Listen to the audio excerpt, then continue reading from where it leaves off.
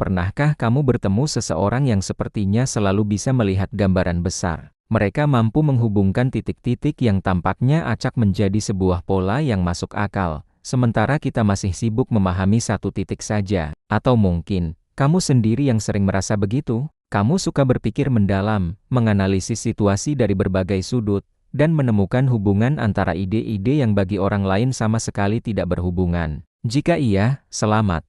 Kemungkinan besar otakmu beroperasi dengan dominasi sistem kedua. Apa itu sistem 2? Psikolog pemenang Nobel, Daniel Kahneman, dalam bukunya yang terkenal, Thinking, Fast and Slow, membagi cara kerja pikiran kita menjadi dua sistem.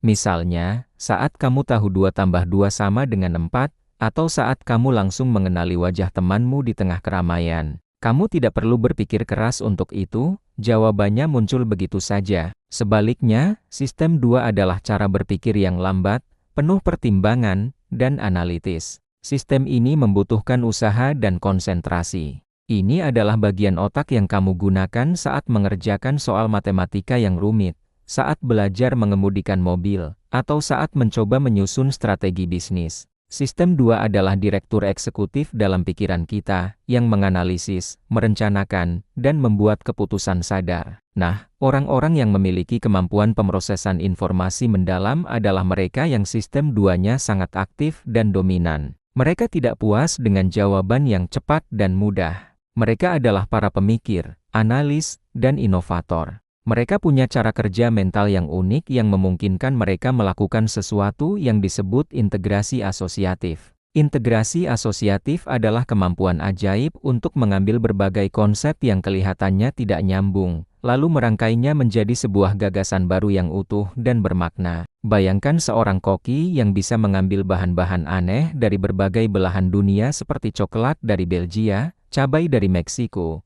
dan rumput laut dari Jepang lalu menciptakan hidangan yang luar biasa lezat dan belum pernah ada sebelumnya.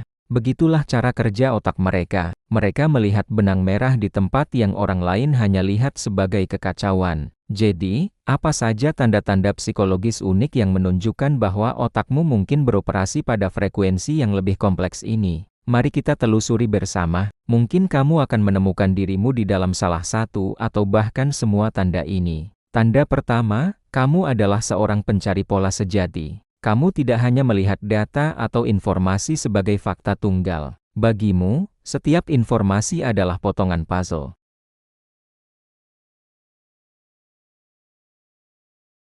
Misalnya, saat membaca berita tentang kenaikan harga minyak, perubahan iklim, dan tren mobil listrik, kamu tidak melihatnya sebagai 3 berita terpisah. Otakmu secara otomatis mulai menghubungkannya. Oh, kenaikan harga minyak dan isu lingkungan mendorong permintaan mobil listrik, yang kemudian akan memengaruhi industri baterai dan pertambangan nikel. Kamu melihat rantai sebab akibat dan jaringan koneksi yang kompleks di baliknya. Kamu selalu bertanya mengapa dan bagaimana ini semua terhubung.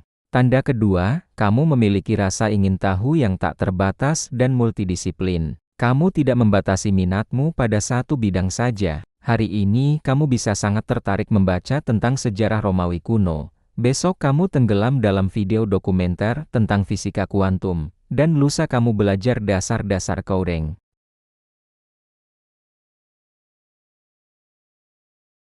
Tapi sebenarnya, ini adalah caramu mengumpulkan bahan untuk proses integrasi asosiatifmu.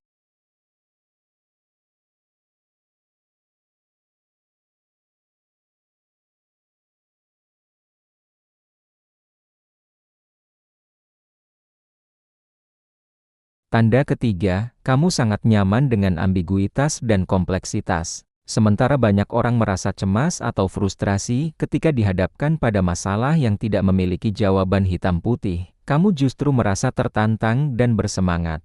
Kamu menikmati proses mengurai benang kusut. Kamu tidak terburu-buru mengambil kesimpulan.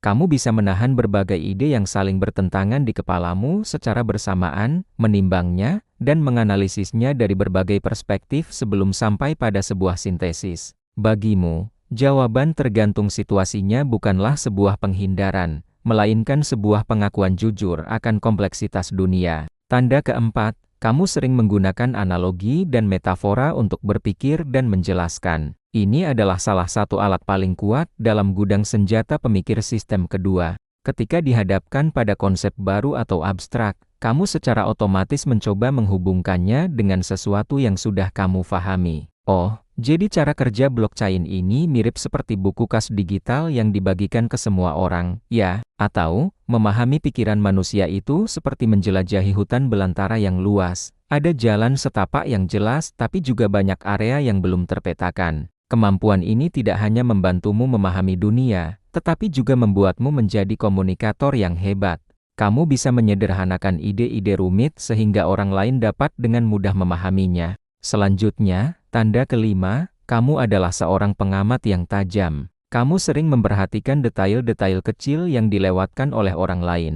Entah itu perubahan kecil dalam nada suara seseorang, pola yang tidak biasa pada data penjualan, atau kontradiksi halus dalam sebuah argumen. Kamu tidak hanya melihat apa yang ada di permukaan, kamu juga merasakan apa yang ada di bawahnya. Kepekaan ini memberimu lebih banyak data mentah untuk diproses. Setiap detail adalah petunjuk, dan otakmu yang didominasi sistem 2 sangat pandai merangkai petunjuk-petunjuk ini untuk mengungkap gambaran yang lebih besar dan lebih akurat. Tanda keenam, kamu menikmati kesendirian untuk berpikir. Proses berpikir mendalam dan menghubungkan ide-ide rumit membutuhkan ruang mental yang tenang. Kamu mungkin merasa bahwa ide-ide terbaikmu justru muncul saat kamu sedang berjalan sendirian, mandi, atau sekadar menatap keluar jendela tanpa melakukan apa-apa. Ini bukan berarti kamu antisosial. Kamu hanya memahami bahwa otakmu perlu mode hening untuk dapat bekerja secara optimal. Di tengah kebisingan dan gangguan konstan, sistem 2 sulit untuk mengambil alih. Kesendirian memberimu kesempatan untuk membiarkan pikiranmu berkelana, membuat koneksi-koneksi bawah sadar, hingga akhirnya, momen itu muncul. Tanda ketujuh, kamu punya intuisi yang seringkali terbukti benar, tetapi kamu bisa menjelaskannya secara logis.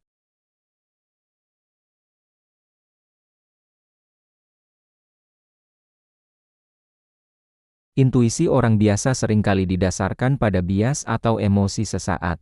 Sedangkan intuisi seorang pemikir sistem 2 sebenarnya adalah hasil dari pemrosesan informasi yang sangat cepat di tingkat bawah sadar, berdasarkan ribuan data dan pola yang telah kamu kumpulkan dan analisis sebelumnya. Jadi, ketika kamu punya firasat bahwa sebuah proyek akan gagal, itu bukan sekadar perasaan. Jika didesak, kamu bisa menguraikannya. Saya melihat ada ketidakkonsistenan dalam data pasar, timnya kurang solid, dan teknologi yang mereka gunakan punya kelemahan fundamental. Firasatmu adalah kesimpulan dari analisis kompleks yang terjadi begitu cepat di kepalamu. Dan tanda kedelapan, yang mungkin paling penting, kamu memiliki pola pikir yang berkembang atau growth mindset. Kamu percaya bahwa kemampuan dan kecerdasan dapat dikembangkan melalui dedikasi dan kerja keras. Kamu tidak takut gagal, karena kamu melihat kegagalan bukan sebagai akhir dari segalanya, melainkan sebagai kesempatan untuk belajar dan mengumpulkan data baru. Pola pikir ini sangat penting karena proses integrasi asosiatif seringkali melibatkan percobaan dan kesalahan. Kamu harus berani mencoba menghubungkan ide A dan ide Z, meskipun pada awalnya terlihat konyol. Kamu harus berani membuat hipotesis yang salah untuk akhirnya menemukan hipotesis yang benar. Tanpa growth mindset, rasa takut akan penilaian dan kegagalan akan melumpuhkan kreativitas dan kemampuan berpikir mendalammu. Kemampuan ini ada di balik banyak penemuan ilmiah, karya seni yang agung, dan inovasi bisnis yang mengubah dunia.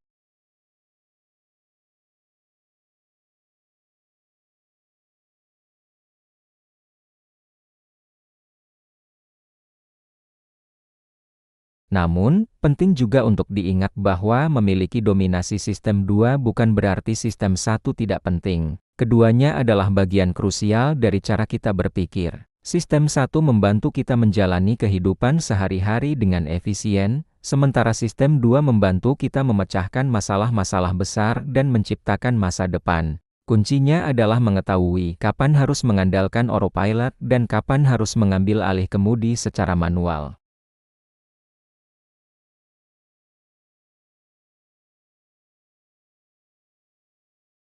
Jangan pernah berhenti belajar hal-hal baru dari berbagai bidang. Beri dirimu waktu dan ruang untuk berpikir mendalam. Dan yang terpenting, jangan takut untuk membuat koneksi-koneksi yang berani dan tidak biasa. Dunia membutuhkan lebih banyak orang sepertimu, orang-orang yang bisa melihat hutan di antara pepohonan, yang bisa membangun jembatan di antara pulau-pulau pengetahuan yang terpisah. Kamulah arsitek masa depan. Terima kasih sudah menyimak sampai akhir. Jika kamu merasa video ini bermanfaat dan membuka wawasan baru, jangan lupa untuk menekan tombol suka, bagikan ke teman-temanmu yang mungkin juga seorang pemikir mendalam, dan tentu saja, subscribe channel ini agar tidak ketinggalan konten-konten menarik lainnya. Sampai jumpa di video berikutnya.